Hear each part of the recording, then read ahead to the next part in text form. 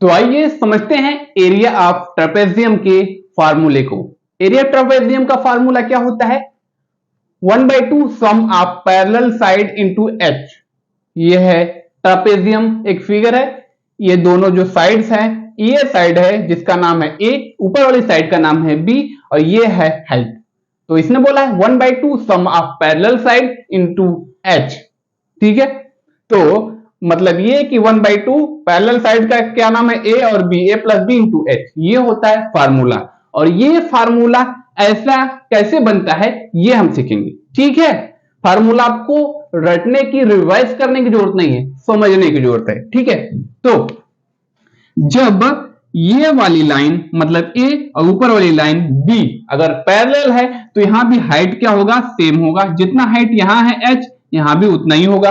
ठीक है, तो अब फिगर को आप ध्यान से देखिएगा। यहां टोटल 3 फिगर मिलके एक ट्रापेजियम बना है। ठीक है, ये है फिगर नंबर 1 जो एक ट्रायंगल है, ये फिगर नंबर 2 जो भी एक ट्रायंगल है, ये फिगर नंबर 3 ये भी, ये एक क्या है? रेक्टेंगल है। ठीक है ना? तो पहले क्या फार्मूला लगाएंगे हम? एक ट्रायंगल का फार्मूला, यहां भी ट्रायंगल फार्मूला, और ये है एक रेक्टेंगल का फार्मूला। तीनों कंबाइन करेंगे, मतलब ऐड करेंगे, सॉल्व करेंगे, ये ट्रापेजियम का फार्मूला आपको पता चल जाएगा कि कैसे आता है। ठीक है, तो सॉल्व करते हैं। यहां से इसको ऊपर ब्रैकेट अलग। ठीक है, तो ये है एक ट्रायंगल, ये है इसका बेस। जब ये बी है तो ये भी बी ही होगा, यहां से यहां तक सिर्फ। ठीक है, पूरा क्या है? ए है, तो ये बी है तो सामने वाला बी मान लेते हैं, तो इसको सी मान लेते हैं, इसको डी मान लेते हैं। ठीक है, ये वाला ट्रायंगल का बेस है सी, इस वाला ट्रायंगल का बेस है डी। ठीक है, फार्मूला लगाने के लिए बेस और हाइट तो पता होना चाहिए ट्रायंगल का। ठीक है, तो हम यहां लिख सकते हैं एरिया ऑफ ट्रायंगल क्या होगा? 1/2 बेस इंटू हाइट होता है, ये होता है ना। तो यहां बेस की जगह है सी और हाइट की जगह एच है। एरिया ऑफ ट्रायंगल, ये फर्स्ट वाला ट्रायंगल है। अब सेकंड वाला ट्रायंगल, ये वाला, ये क्या है? एरिया ऑफ ट्रायंगल क्या होगा? 1/2 बेस, बेस यहां क्या है? डी इंटू हाइट क्या है? एच। ठीक है, ये दो हो गया फिगर, ये फर्स्ट फिगर हो गया, सेकंड फिगर हो गया। और थर्ड फिगर क्या है? एक रेक्टेंगल है, तो यहां क्या लगेगा? एरिया ऑफ रेक्टेंगल क्या होगा? बेस इंटू हाइट नहीं, अरे एल इंटू बी होता है। एरिया ऑफ रेक्टेंगल क्या होता है? एल इंटू बी होता है। एल की जगह क्या है? एल की जगह यहां बी है, और हाइट की जगह क्या है? एच। लंबाई ये है बी और चौड़ाई है एच। ठीक है, एरिया ऑफ, सॉरी यही। ठीक है, तो टोटल एरिया ऑफ ट्रापेजियम क्या हो जाएगा?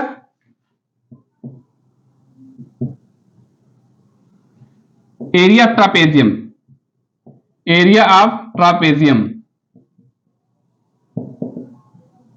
एरिया ऑफ ट्रापेजियम ब्रैकेट में हम टोटल लिख सकते हैं। टोटल मतलब ये वाला ट्रायंगल, ये वाला ट्रायंगल, सभी को ऐड करके जो सॉल्व करेंगे ये फार्मूला हमें आसानी से मिल जाएगा। ठीक है, क्या है? लिख सकते हैं हम 1/2 सी इंटू एच प्लस सेकंड वाला ट्रायंगल मतलब ये वाला 1/2 into D into H plus, और थर्ड वाला फिगर क्या है? एक रेक्टेंगल है, क्या है ये? बी इंटू एच है, बी इंटू एच। अब ध्यान दीजिएगा, यहां से आपको कुछ समझ में आने वाला है। C into H plus 1/2 D into H plus ये है बी इंटू एच है, ये लेंथ इंटू ब्रेड्थ। ठीक है, इसको हम क्या लिख सकते हैं? 1/2 2b इंटू एच लिख सकते हैं। क्यों? हमने यहाँ 1/2 यहाँ है, 1/2 यहाँ, 1/2 यहाँ हमने इसलिए लिया है ताकि हमें 1/2 कॉमन मिल जाए। ठीक है, इसका b इंटू एच को अगर हम 1/2 2b इंटू एच लिख देंगे तो इसका मतलब यही होगा। b इंटू एच को 1/2 2b इंटू एच लिख सकते हैं। अगर इसको सॉल्व करेंगे तो b इंटू एच ही आएगा। सॉल्व करते हैं, ये नीचे से डिवाइड होता है, ऊपर की मल्टीप्लाई होता है, तो या इसको इससे डिवाइड करेंगे तो b इंटू एच आपको मिल गया है, या तो कुछ इस तरीके से है ना, 2b इंटू एच है, ऊपर की तरफ मल्टीप्लाई हो जाएगा 2b into by 2 into H हो जाएगा, फिर भी यही होगा 2b इंटू एच बचेगा यहाँ, है ना, बस सेम ही बात हुई। ठीक है, तो 1/2 2b into H, b into H को हम लिख सकते हैं। ठीक है, एक ही बात हुई। ठीक है, तो अब हम क्या करेंगे, 1/2 1/2 1/2 कॉमन मिलेगा, 1/2 कॉमन मिलेगा यहां से यहां से यहां से। अब यहाँ एच भी कॉमन मिलेगा, यहां भी यहां भी यहां भी। ठीक है, तो एच भी कॉमन मिला, यहां से कटा यहां से कटा यहां से कटा। अब यहाँ कॉमन, अब यहाँ क्या मिलने वाला है, सी मिलेगा, सी कॉमन नहीं मिलेगा, कॉमन नहीं मिलेगा इसलिए ब्रैकेट में रखा है, सी है यहाँ, यहाँ बचा हुआ है डी बचा हुआ है, प्लस यहाँ बचा हुआ है 2b, है ना। तो इसको हम और क्या लिख सकते हैं, 1/2 into H C plus D plus 2b, ये 2b है, 2b को हम क्या लिख सकते हैं, b प्लस बी क्या होता है, 2b होता है। अब ध्यान दीजिएगा, यहां से आपको ये वाला फार्मूला जो एरिया ट्रापेजियम है मिलने वाला है। ठीक है, तो देखिएगा 1/2 into H into C plus B, देखिएगा सी प्लस बी क्या है, सी प्लस बी क्या है, पूरा ए है, सी प्लस बी को हम क्या लिख सकते हैं, ए। ये पूरी लाइन क्या है, सभी को ऐड करने पे C plus D plus B, C plus D को ऐड करने पे ए मिलेगा, तो सी प्लस बी क्या है, ए है। ठीक है, और यहां से यहां तक ये क्या है, ए है प्लस बी, मिल गया आपको ये वाला formula, 1/2 into H A plus B, मिल गया ना, यही है। या तो आप लिख सकते हैं 1/2 ए प्लस बी इंटू एच, ये भी सही है, ये भी सही है, दोनों एक ही बात हुई। देख लीजिए, ये एरिया ट्रापेजियम का फार्मूला ऐसे आता है, ऐसा ही क्यों आता है, अगर फार्मूला अगर आपको लर्न नहीं है तो आप जो है एरिया ट्रायंगल, एरिया आप रेक्टेंगल के फार्मूले को सॉल्व करेंगे तो आपको यही मिलेगा। ठीक है,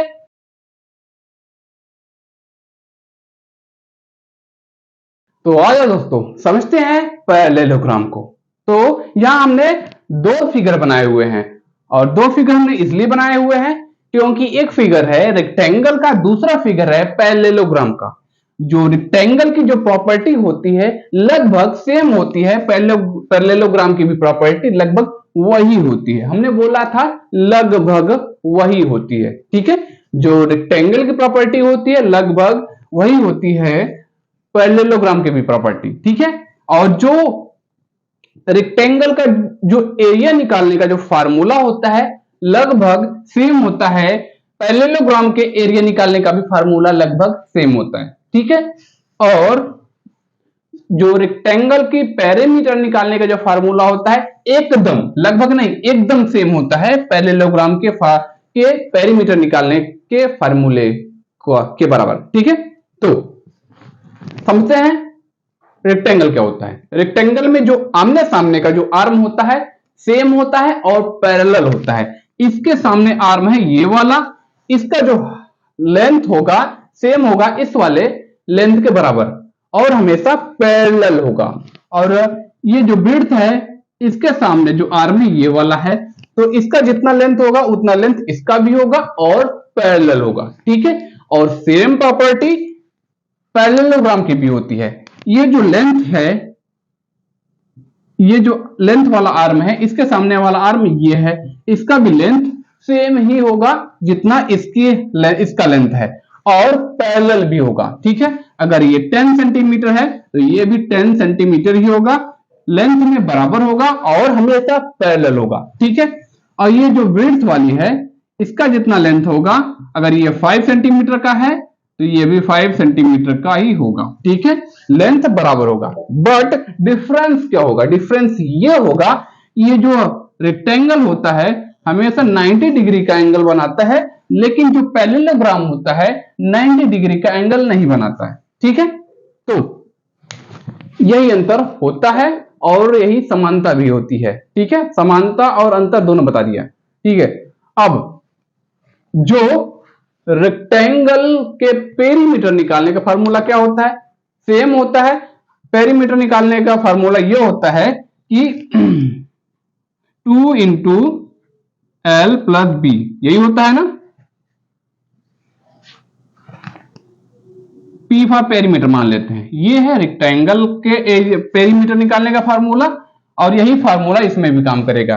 पेरीमीटर इस तरीके से भी निकाला जा सकता है कि जितने आर्म है सभी को हम ऐड कर देंगे तो पेरीमीटर निकल जाएगा, और पैरेललोग्राम में भी वही काम होगा कि जितने भी आर्म है सभी के साइज को हम ऐड कर देंगे तो पेरीमीटर निकल जाएगा। ठीक है, तो अब चलते हैं एरिया की तरफ। ये जो एरिया है इसका एरिया हमने पढ़ रहे हैं रेक्टेंगल का एरिया। रेक्टेंगल का एरिया होता है लेंथ, ये होता है लेंथ इंटू ब्रेड्थ होता है एल इंटू बी। एरिया निकालने का फार्मूला, रेक्टेंगल के एरिया निकालने का फार्मूला क्या होता है? लेंथ इंटू ब्रेड्थ होता है। और यहां जो ये होता है पैरेललोग्राम, इसका एरिया निकालने का फार्मूला क्या होता है? एरिया निकालने का बेस इंटू करस्पॉन्डिंग हाइट बोला गया है। यहां जो लेंथ था उसके जगह यहां बेस हो गया। एल फॉर लेंथ होता है, लेंथ की जगह बेस हो गया। क्यों? ये लेंथ था, ये हो गया बेस, क्योंकि नीचे है ये बेस मान लिया गया है। और यहां जो है बी की जगह ब्रेड्थ की जगह करस्पॉन्डिंग हाइट है। अब करस्पॉन्डिंग हाइट क्यों हो गया ब्रेड्थ की जगह? क्योंकि इसकी जो हाइट होती है वेरिएबल होती है। ये जो पैरेललोग्राम है इसकी हाइट वेरिएबल होती है और इसकी जो हाइट है हमेशा कांस्टेंट होती है। ठीक है, अगर ये 10 सेंटीमीटर तो ये तो 10 सेंटीमीटर रहेगा, लेकिन ये जो है ये 5 सेंटीमीटर है तो ये 5 सेंटीमीटर रहेगा। बट इसमें ऐसा नहीं होता है, इसमें ऐसा होता है कि इसका जो है इसकी ब्रेड्थ जो है, इसकी हाइट मतलब इसमें ब्रेड्थ है इसमें हाइट माना जा रहा है, तो इसकी जो ब्रेड्थ को इससे नहीं, आर्म से नहीं नापा जाता। बेस के ऊपर जो है 90 डिग्री का जो है परपेंडिकुलर ड्रा करते हैं तो इसका जो हाइट हमें पता चलती है। ठीक है, हमें ब्रेड्थ नहीं बताना है, इसमें हाइट बतानी होती है। ठीक है, तो करस्पॉन्डिंग हाइट यहां दिया गया है। हाइट इसलिए दिया गया है क्योंकि अगर इस फिगर को इस तरीके से ड्रा करें, इसकी जो हाइट होती है कांस्टेंट होती है, कम होती रहती है। मान लो इस तरीके से अगर ड्रा किया गया है पैरेललोग्राम की, तो इसके ऊपर अगर 90 डिग्री का परपेंडिकुलर हम ड्रा करेंगे तो इसकी हाइट अगर मान लो इस समय अगर 5 सेंटीमीटर है तो इसी फिगर को अगर हम ये वाले इस आर्म को थोड़ा से और ऐठेंगे, कुछ इस तरीके से ऐठेंगे, इस तरीके से इतना ज्यादा ऐठेंगे तो ये इसकी हाइट और कम रहेगी। मान लो इसका 10 था, ये भी 10 था, तो ये इसकी हाइट उस समय 5 थी, इसको थोड़ा से और हमने दबाया तो ये इसकी हाइट लगभग हो जाएगी 3 हो जाएगी या तो 2 हो जाएगी। इसलिए इसकी जो हाइट होती है पैरेललोग्राम की जो हाइट होती है, ये जो इसके जितना दबाया जाएगा इसकी हाइट जो है कम होती चली जाएगी। ठीक है, तो ये होता है पैरेललोग्राम। तो इसकी जो हाइट होती है क्या होती है? वेरिएबल होती है।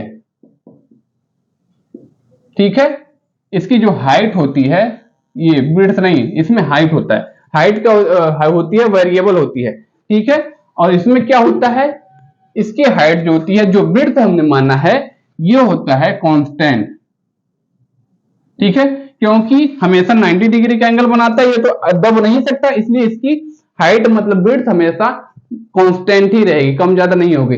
इसमें दबता रहता है, जब ये दबता है तो ये वाला आर्म एक दूसरे के पास आता है और ये जिसकी हाइट होती है जब हाइट पास आता है तो हाइट कम होने लगती है। ठीक है, तो यहां सेम फार्मूला यहां इसके जैसा है, बट यहां जो है कहने का तरीका बदल गया है।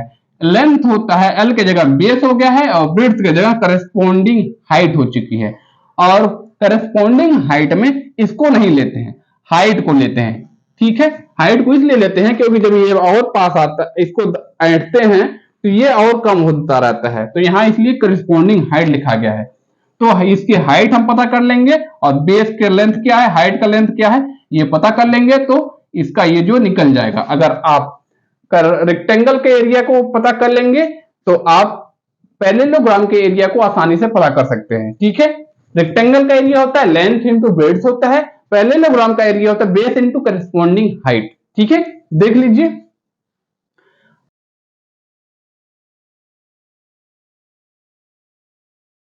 तो आ जाओ दोस्तों, समझते हैं रोम्बस को और रोम्बस की प्रॉपर्टी को और रोम्बस के फॉर्मूले को। तो सबसे पहले हम जानते हैं रोम्बस क्या होता है।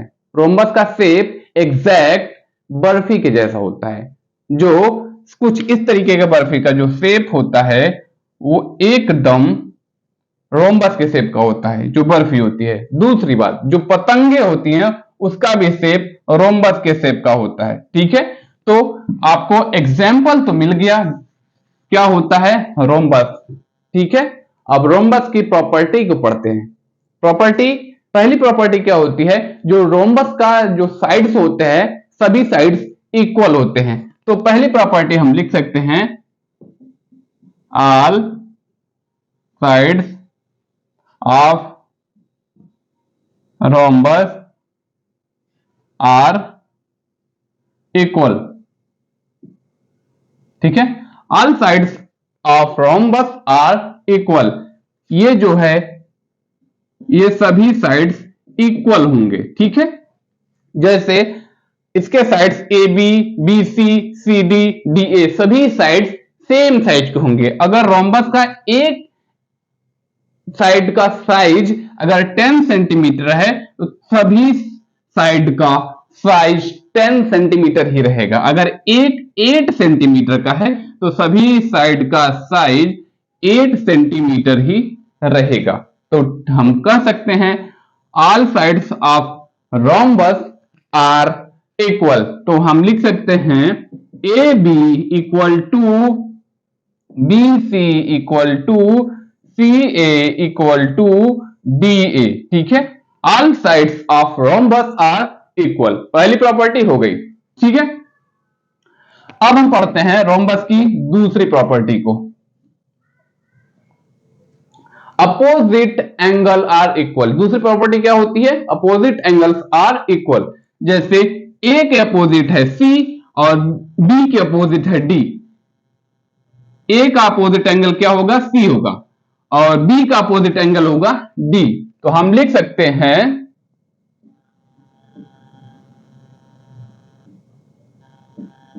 अपोजिट एंगल इसका सिंबल है। ठीक है, अपोजिट एंगल्स आर इक्वल। तो यहां अपोजिट एंगल क्या है, ए का अपोजिट है सी, सी का अपोजिट है ए, तो angle A are equal to angle C. ठीक है, और बी का अपोजिट है डी, डी का अपोजिट है बी, तो angle B are equal to angle D. ठीक है, दो प्रॉपर्टी हमने पढ़ लिया। अब हम पढ़ेंगे तीसरी प्रॉपर्टी। तीसरी प्रॉपर्टी क्या है, तीसरी प्रॉपर्टी ये है कि जो रोम्बस के एडजेसेंट एंगल होते हैं वो सप्लीमेंट्री होते हैं। तो हम तीसरी प्रॉपर्टी हम लिखते हैं एडजेसेंट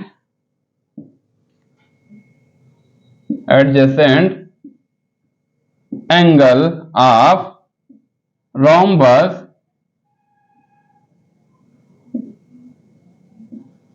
आर सप्लीमेंट्री। यहां दो वर्ड आए हुए हैं, एडजेसेंट एंगल और सप्लीमेंट्री। ठीक है, तो हम समझते हैं adjacent angle of rhombus are supplementary. Adjacent angle क्या होता है, जो पास पास जो एंगल होते हैं वो एडजेसेंट एंगल होते हैं। ए के पास क्या है बी, हम सी को एडजेसेंट एंगल नहीं कह सकते ए का, ए से जो है काफी दूर है सी, ए से काफी दूर क्या है सी, ये अपोजिट एंगल है। ठीक है, जो अपोजिट एंगल आर इक्वल, तो हमने अभी पढ़ा ही है, हम एडजेसेंट एंगल पढ़ रहे हैं। एडजेसेंट एंगल क्या होगा, ए के एडजेसेंट बी होगा, बी के एडजेसेंट सी होगा, सी के एडजेसेंट डी होगा, डी के एडजेसेंट ए होगा। ठीक है, तो हम रोम्बस पढ़ रहे हैं, तो adjacent angle of rhombus are supplementary. Adjacent angle आपने समझ लिया, जो पास पास एंगल होते हैं वो एडजेसेंट एंगल होते हैं, और सप्लीमेंट्री समझते हैं। सप्लीमेंट्री एंगल उसे बोलते हैं जब टू एंगल्स को ऐड करने पे हमें 180 डिग्री का एंगल मिले।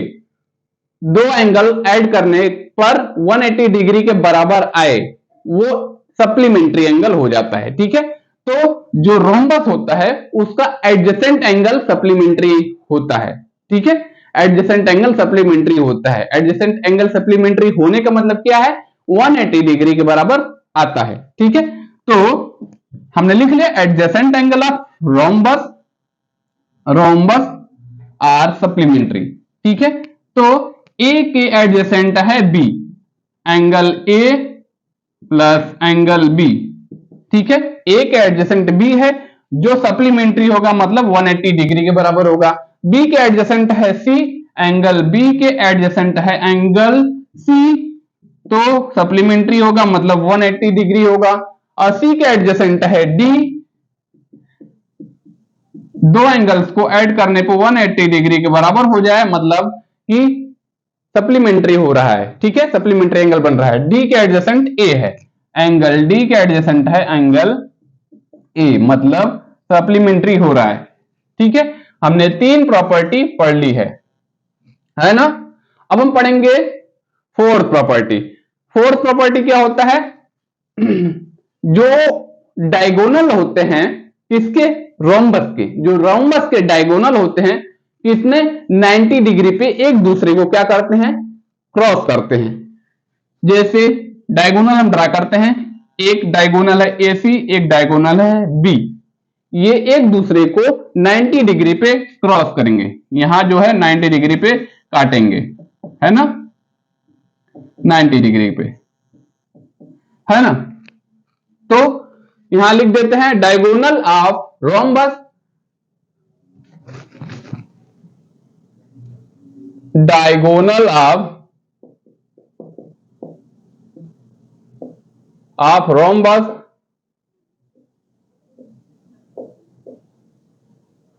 Perpendicular bisector, perpendicular bisector. Perpendicular bisector मतलब 90 डिग्री पे एक दूसरे को काटते हैं। यह है फोर्थ प्रॉपर्टी। ठीक है, चार प्रॉपर्टी हमने पढ़ लिया है। अब हम 5वें नंबर पे पढ़ेंगे रोम्बस के फार्मूले को। ठीक है, 5वें नंबर पे हम पढ़ेंगे रोम्बस के फार्मूले को। तो फार्मूला लिख देते हैं, फार्मूला। तो क्या फार्मूला होता है, पहला एरिया का फार्मूला होगा, एरिया ऑफ रोम्बस। एरिया सीधे सीधे लिख देते हैं, एरिया ऑफ रोम्बस क्या होता है 1/2 इंटू जो D1 into D2, diagonal of 1 into D2। यहां D1 और D2 का मतलब क्या है, D1 का मतलब होता है डायगोनल 1 डायगोनल 2। इसको हम इस तरीके से भी लिख दे सकते हैं, D1 मतलब क्या होगा, डायगोनल 1 क्या होगा, AC मान लेते हैं। ठीक है, AC को डायगोनल 1 मान लेते हैं, AC इंटू BD। ठीक है,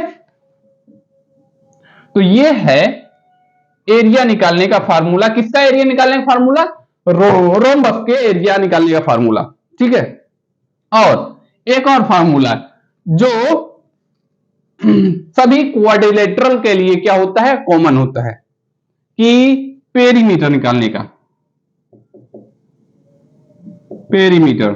ठीक है, रोम्बस का पेरीमीटर निकालने का फार्मूला क्या होता है, फार्मूला आप नहीं जानोगे फिर भी आप पेरीमीटर आसानी से निकाल सकते हो।